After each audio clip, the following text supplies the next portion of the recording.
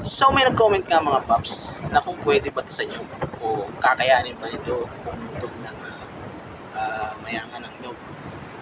Ano eh, hindi ako sigurado eh.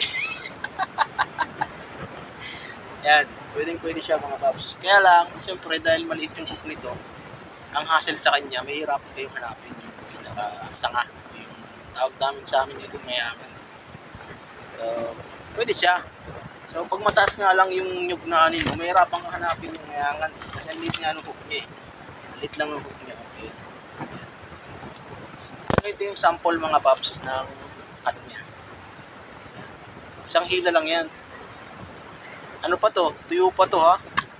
Hindi pa, mas malambot pa dito yung sariwa. So, pag buko o mura yung kukunin nyo, mas madali. Diba? So, tingnan ko gaano linis yung cut niya. So, hindi ko lang binidyo yung mismong pag-cut ko o pagkuha ko nung